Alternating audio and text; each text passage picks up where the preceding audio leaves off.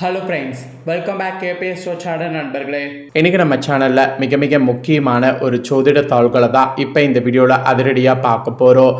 ஜோதிட தாள்கள் என்ன பார்க்க போகிறோம் அப்படின்னு பார்த்தீங்கன்னா, சித்ரா பௌர்ணமியானது வருது. வரக்கூடிய இந்த பௌர்ணமி சாதாரண பௌர்ணமி கிடையாது, இது ஒரு சிறப்பான பௌர்ணமி. இந்த சித்ரா பௌர்ணமி வர்றதுனால இந்த சித்ரா பௌர்ணமியுடைய சிறப்புகளை பற்றி முதல்ல நீங்கள் தெரிஞ்சு கொள்ள வேண்டியது அவசியம். பல சிறப்பம்சங்களை கொண்ட சித்ரா பௌர்ணமியுடைய இதை சொல்கிறேன். முதல்ல பல சிறப்பம்சங்களை கொண்ட சித்ரா பௌர்ணமியுடைய சிறப்புகள் பற்றி தெரிஞ்சுக்குங்க. சித்ரா பௌர்ணமிங்கிறது ஒரு பௌர்ணமிங்கிறது பெருசு. ஏன் இது பெருசு அப்படின்னு பார்த்தீங்கன்னா, இந்த பௌர்ணமியில் மற்ற பௌர்ணமியில் விட நிலவு பிரகாசமாக தெரியும். ஸோ இப்பேற்பட்ட சித்ரா பௌர்ணமி அன்னைக்கு அம்பாள் வழிபாடு செய்வதால் திருமண யோகம், குழந்தை பாக்கியம் கிடைக்கும் என்பது நம்பிக்கை. அதோடு சித்திர மாதத்தில் சித்திர நட்சத்திரத்தோடு கூடிய சித்ரா பௌர்ணமி வந்தால் அது மிகவும் விசேஷமானதாக கருதப்படுது. இது பௌர்ணமிகளே மிக சிறப்பு வாய்ந்ததாக இன்றளவும் பார்க்கப்படுது. இந்த சித்ரா பௌர்ணமி இந்த தினத்தில் யமலோகத்தில் நம்ம புண்ணிய பாவ கணக்கை எழுதி கொண்டிருக்கக்கூடிய சித்திரகுப்தனை வழிபட்டு தான தர்மங்கள் செய்வதால் அவருடைய அருள் நம்ம பெற முடியும், நீண்ட ஆயுள் பெற முடியும். அதோடு சித்ரா பௌர்ணமி பல சிறப்பம்சங்களை உள்ளடக்கியதாக இன்றளவும் திகழ்கிறது. இப்பேற்பட்ட சித்திர மாத பௌர்ணமி தினத்தில் நீங்கள் அம்பாள் திருவுருவ சிலை அல்லது படம் இருந்தால் அதுக்கு மலர் மாலை அணிவித்து வஸ்திர ஆபரணங்கள் அணிவித்து வழிபடுவது நல்லது. அதோடு அம்பாளுக்கு மஞ்சள் கலந்த சாதம் படைத்து பானகம், கிராம்பு, ஏலக்காய், பச்சை கற்பூரம் இதெல்லாம் சேர்த்த தாம்பலம் அடங்கிய நெய்வேத்தியெல்லாம் இந்த நாளில் படைக்க வேண்டும். இப்படி சித்ரா பௌர்ணமி அன்னைக்கு அம்பாள் வழிபாடு செய்வதால் திருமண யோகம், குழந்தை பாக்கியம் கிடைக்கும் என்பது நம்பிக்கை.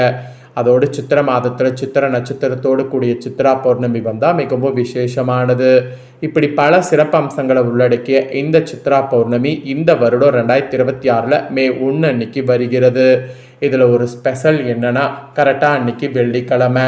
கிழமைகள்லேயே மிகவும் மங்களகரமான கிழமை வெள்ளிக்கிழமை. அந்த வெள்ளிக்கிழமையில் இந்த ஒரு பௌர்ணமி வருவது ரொம்ப விசேஷம். ஸோ வாழ்க்கையில் மாற்றம் ஏற்படணும்னு நினைக்கக்கூடிய உங்கள் ராசிக்காரங்க இந்த நாளில் செல்ல வேண்டிய பர்டிகுலரான கோவில் ஒன்று இருக்குது. அது என்ன கோவில், அந்த கோவிலுக்கு எப்படி போகணும் அப்படிங்கிறத உங்கள் ராசிக்கு சொல்கிறேன். அதையும் இந்த வீடியோவில் கன்னி ராசிக்காரங்க தெரிஞ்சுக்குங்க. ஆக்சுவலி உங்கள் ராசிக்காரங்க எத்தனையோ பிரச்சனைகள் தீர வேண்டும், ஜாதகத்தில் இருக்கக்கூடிய குறைகள் தீர வேண்டும் என எத்தனையோ கோவில்களுக்கு சென்று பரிகாரங்கள் செய்திருப்பீங்க. இருந்தும் பெரிதாக பலன் எதுவும் கிடைத்திருக்காது. இப்படி பரிகாரம் செய்வதோடு நம்மளுடைய ராசிக்கேற்ற கோவில் எது என்பதை தெரிந்து கொண்டு அந்த கோவிலுக்கு சென்று ஒரே ஒரு முறை வழிபட்டு வந்தால் வாழ்க்கையில் மாற்றம் ஏற்படும். அப்படி உங்கள் ராசிக்காரங்க எந்த கோவிலுக்கு சென்று வழிபட்டால் உங்கள் வாழ்க்கையில் நல்ல மாற்றமும் முன்னேற்றமும் ஏற்படும் என்பதை தான் இந்த வீடியோவில் சொல்ல போகிறேன். அதை இந்த வீடியோவில் கன்னி ராசிக்காரங்க தெரிந்து கொள்ளுங்க. வாழ்க்கையில் மாற்றம் ஏற்றம் ஏற்பட வேண்டும் என நினைக்காதவங்க இருக்கவே முடியாது. ஆனால் பலருக்கும் எவ்வளவு முயற்சி செய்து கடுமையாக உழைத்தாலும் வாழ்க்கை ஒரே மாதிரி தான் சென்று கொண்டிருக்கோ. மாற்றம் என்பதை, முன்னேற்றம் என்பதை ஏற்படாமல் இருக்கோ.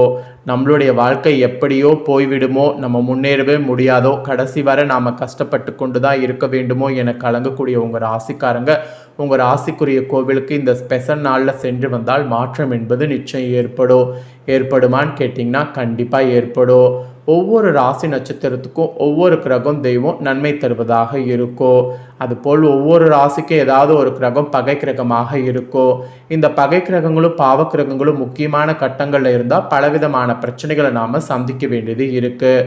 நம்மளுடைய முயற்சிகள் அனைத்தும் தடைப்படும். ஆனால் இந்த பகை கிரகங்களுடைய வலிமை இழக்க செய்ய தெய்வங்கள் அருள்பாலிக்கக்கூடிய கோவிலுக்கு சென்று வழிபட்டு வரணும். அதனால் நன்மை நடக்கும். அதனால தான் இந்த கோவிலுக்கு போகணுங்கிறத இவ்வளோ அழுத்தமாக உங்களுக்கு சொல்கிறேன். இந்த கோவிலுக்கு இந்த நாளில் எந்த நேரத்தில் வேண்டுமானாலும் செல்லலாம். ஆனால் இந்த கோவிலுக்கு நீங்கள் போகும்போது ஒரே ஒரு முறை சென்று உங்கள் பெயரில் அர்ச்சனை செய்து மனதார வழிபட்டு விட்டு வரணும். குறைந்தபட்சம் கோவிலில் 1 மணி நேரமாவது கோவிலில் இருந்து விட்டு வாருங்க. வாழ்க்கையில் பலவிதமான மாற்றங்கள் ஏற்படுவதையும் முன்னேற்றத்திற்கான வழிகள் ஏற்படுவதையும் காண முடியும். சரி, உங்கள் ராசிக்கு இந்த நாளில் எந்த கோவிலுக்கு செல்ல வேண்டும் என்பதை இப்போ சொல்கிறேன். தெளிவாக உங்கள் ராசிக்கு எந்த கோவிலுக்கு போகணும் அப்படிங்கிறத நோட் பண்ணுங்கள். கன்னி ராசிக்காரங்க நீங்கள் சித்ரா பௌர்ணமி அன்னைக்கு போக வேண்டிய கோவில் பட்டீஸ்வரத்தில் இருக்கக்கூடிய துர்க்கை அம்மன் கோவிலுங்க. இந்த கோவிலுக்கு போய் ஒரு முறை வணங்குனீங்கன்னா வாழ்க்கையில் மாற்றம் என்பது நிச்சயம் நீங்கள் பார்க்கலாம். ஒருவேளை உங்களுக்கு சுச்சுவேஷன் சரியில்லை, அந்த கோவிலுக்கு போக முடியாது அப்படின்னா உங்கள் ஊர்களில் இருக்கக்கூடிய துர்க்கை அம்மன் கோவிலுக்காவது இந்த நாளில் போங்க. இந்த டைம் என்னால் வர முடியாட்டியும் நான் அடுத்த டைம் வரேன், அதனால் என்னுடைய கஷ்டத்தை போக்கு அப்படிங்கிற மாதிரி துர்க்கை அம்மனை மனதார வேண்டிக்குங்க. அப்படி வேண்டிங்கன்னா கண்டிப்பாக உங்களுக்கு போகக்கூடிய வாய்ப்பு கிடைக்கும். ஸோ ஒரு முறை இதை ட்ரை பண்ணி பாருங்கள், நல்லதே நடக்கும்.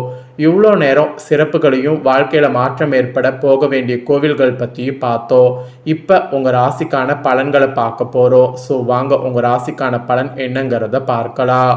மேச ராசிக்குள் சூரியன் நுழையக்கூடிய மாதம் சித்திரை மாதம். இது ரொம்ப ஸ்பெஷல் மாதம். சூரியன் உச்சத்தில் இருக்கக்கூடிய இந்த மாதத்தில் பல சிறப்புகள் நடக்கிறதுனால இந்த மாதம் ஸ்பெஷல் மாதம். சைத்ரா என்றும் சைத்திர விசேஷம் என்றும் இந்த மாதத்தை போற்றப்படும். அதோடு சித்திரையுடைய முதல் தேதியில் ஸ்ரீரங்கத்தில் பஞ்சாங்க படிக்கக்கூடிய நிகழ்ச்சி இன்றளவும் நடைபெற்றுருக்கு. அது மட்டும் இல்லாமல் மகாவிஷ்ணு தவச அவதாரங்கள் எடுத்தார்ல, அது பல அவதாரங்கள் நிகழ்ந்தது இந்த ஒரு மாதத்தில் தான். அந்த பெருமை சித்திரைக்கு நிறையவே இருக்குது. சைத்திர சுக்ல பஞ்சமியில் மீன் வடிவில் அவதாரம் எடுத்து பிரயலத்திலிருந்து உலகை மீட்டு உயிர்கள் மீண்டும் தோன்ற வழி செய்தார் பகவான். அப்புறம் மச்ச அவதாரம் நிகழ்ந்தது இந்த சித்திரையில தான். நவமி திதியில் ஸ்ரீராமபிரானாக அவதாரம் எடுத்து மக்களை காத்தார் பகவான் விஷ்ணு. அப்புறம் திருமாலுடைய நரசிம்ம அவதாரம், பரசுராமர் அவதாரம், இந்த மாதிரி பல அவதாரம் நிகழ்ந்தது இந்த மாதத்தில் தான். அது மட்டும் இல்லாமல் ஆதிசங்கரர் ஸ்ரீராமானுஜர் அவதரித்ததும் இந்த மாதத்தில் தான். இதே போல சித்திர மாத சித்திர நட்சத்திரத்தில் சிவபெருமான் தங்கப்பலகையில் சித்திரம் ஒன்றினை வரைந்தார். அதிலிருந்து சித்திரகுப்தன் தோன்றினார். அந்த பெருமையும் இந்த சித்திரைக்கு தான். சித்திர மாதத்தில் வளர்பிறை காலத்தில் 3வது பிறை தோன்றக்கூடிய நாளே அட்சய திருதியாக சொல்லப்படுது. இதில் தங்கம் வாங்கினால் இல்லத்தில் செல்வம் குவியும் என்ற ஐதீகம் இருக்குது. அதோடு திருக்கோவில்களில் விழாக்கள் மிகவும் கோலாகலமாக நடைபெறக்கூடிய மாதமும் சித்திரை தான். மதுரை மாநகரில் அருள்மிகு மீனாட்சி அம்மன் ஆலயத்தில் நடைபெறக்கூடிய சித்திரை திருவிழா, அழகர் கோவில் கள்ளழகர் வைகையில் எழுந்தள்ளக்கூடிய வைபவம் சித்திரை மாதத்தில் நிகழ்கிறது. இப்படி பல்வேறு சிறப்புகள் கொண்ட சித்திரை மாதத்தில் இந்த டைம் சித்ரா பௌர்ணமி கரெக்டாக மே 1 அன்னைக்கு வர இருக்கு. அதனால் உங்கள் ராசிக்குரிய பலன்கள் இப்போ நான் சொல்ல போகிறேன். கன்னி ராசிக்காரங்க உங்கள் ராசிக்குரிய பலனை தெளிவாக இந்த வீடியோவில் தெரிஞ்சுக்குங்க. தெரிஞ்சு அதற்கேற்ப நடந்து பலன் பெறுங்க. ஸோ கன்னி ராசிக்காரங்களுக்கு இந்த சித்ரா பௌர்ணமி ஒரு பெரிய மாற்றத்தை கொடுக்க போகுது. காரணம் என்னன்னா, சூரியன் 8வது இடத்துல இருக்கிறார்.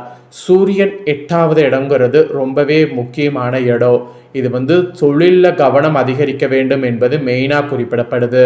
தொழில் செய்கிறவங்க எடுத்தோம் கோத்தோம் அப்படிங்கிற மாதிரி முடிவு பண்ணாதீங்க. எது உங்களுக்கு கரெக்டாக இருக்கும் அப்படிங்கிறத மாதிரி பார்த்து கவனம் வேண்டும். அதிகாரிகளால் உங்களுக்கு தொல்லை உண்டாகும். ஸோ அதிகாரிகள் வகையில் ரொம்ப கவனமாக இருக்கணும். அதிகாரிகள் கிட்ட ரொம்ப அனுசரணையாக போகணும். அதை விட ரொம்ப கவனமாகவும் இருக்கணும். செவ்வாய் 4வது இடத்துல இருக்கிறார். புதிதாக நிலம் வாங்கிறதுக்கு வாய்ப்பு கிடைக்கும். அதோடு மே 19ஆம் தேதிக்கு பின்னர் உயில் மூலம் பரம்பரை சொத்து கிடைக்கும். ஸோ உயிலில் நல்லா பார்த்து இது பண்ணுங்க. உங்கள் ராசிநாதன் புதன் 7வது இடத்துல இருக்கிறார். இது சில்லறை வியாபாரம் செய்யக்கூடிய உங்கள் ராசிக்காரங்களுக்கு சிறப்படை செய்யக்கூடிய நேரம். அப்புறம் மே 26 தேதிக்கு பின்னர் தாய்மாமனால் தொல்லை உண்டாகும். அப்போல்லாம் ரொம்ப கவனமாக இருக்கணும். குரு 2வது இடத்துல இருக்கிறார். இது பணவரவும் பேச்சில் இனிமை அதிகரிக்கும். பணவரவு வரும்போது அதை சேமிங்க. பேச்சில் இனிமை இருந்ததுன்னா அது நிறைய லாபத்தை கொடுக்கும். அப்புறம் சுக்கிரன் 8வது இடத்துல இருக்கிறார். இது பெண்கள் விஷயத்தில் கவனம் தேவை, இல்லைனா உங்களுக்கு பெரிய கஷ்டம் ஏற்படும். அப்புறம் கரெக்டாக மே 6ஆம் தேதி முதல் அப்பாவின் ஆலோசனை தொழிலில் முன்னேற்றத்திற்கு உதவும். அதனால் அப்பா ஆலோசனை வைத்துக்கோங்க. சனி உங்கள் ராசிக்கு 4வது இடத்துல இருக்கிறார். வாகனங்களை பராமரிப்பது செய்து கொள்வது நல்லது. அம்மாவின் உடல் ஆரோக்கியத்தில் கவனம் தேவை. ராகு 11ஆம் இடத்துல இருக்கிறார். இது நீண்ட ஆயுள் ஆசைகள் நிறைவேறும். கேது உங்கள் ராசிக்கு 5வது இடத்துல இருக்கிறார். உல்லாச பயணம் செய்ய வாய்ப்பு கிடைக்கும். இந்த பௌர்ணமியில் உங்களுக்கு நன்மையும் நடைபெறும். அதே சமயம் உங்களுக்கு கொஞ்சம் ப்ராப்ளமும் வரும். அதனால் நீங்கள் கொஞ்சம் கவனமாக செயல்பட வேண்டும். கவனமாக செயல்பட்டிங்கன்னா பெரிய ஆபத்து இல்லாமல் தப்பித்து கொள்ளலாம். அதனால் கவனமாக செயல்பட பாருங்கள். ஸோ இதெல்லாம் தாங்க உங்களுக்கான பலன்கள். இந்த பிரமிக்க வைக்கக்கூடிய சித்ரா பௌர்ணமியுடைய பலன்கள், பரிகாரங்கள் இதெல்லாம் உங்களுக்கு சொன்னது கண்டிப்பாக உங்கள் ராசிக்கு யூஸ்ஃபுல்லாக இருக்கும்னு சொல்லி நான் நம்புகிறேன். இதை உங்கள் ஃப்ரெண்ட்ஸ் ஃபேமிலிக்கும் ஷேர் பண்ணுங்கள். உங்கள் ஃப்ரெண்ட்ஸ் ஃபேமிலி இருக்கவங்களும் கன்னிராசிக்காரங்களாக இருந்தாங்கன்னா இதை பார்த்து பயன்பெறட்டும். இதே போல் புதிய தகவல்களை தெரிந்து கொள்ள மறக்காமல் சேனலை சப்ஸ்கிரைப் பண்ணுங்கள், கூட பெல் பண்ண ப்ரெஸ் பண்ணுங்கள். ஃபஸ்ட் டைம் பார்க்குறவங்க சப்ஸ்கிரைப் பண்ணி பெல் பண்ண ப்ரெஸ் பண்ணிட்டீங்கன்னா இனி நான் போகிற மற்ற அப்டேட்டான எல்லா வீடியோஸும் உடனுக்குடனே தெரிந்து கொள்ளலாம். ஸோ மறக்காமல் பண்ணுங்கள். நெக்ஸ்ட்டு இதே போல் சுவாரஸ்யமாக வேறொரு வீடியோவில் உங்களை சந்திக்கிறேன். சப்ஸ்கிரைப் பண்ணி பெல் பண்ண ப்ரெஸ் பண்ணுங்கள். அப்போ தான் நான் போடுற வீடியோ உடனுக்குடனே தெரிஞ்சு பயன்பெற முடியும்.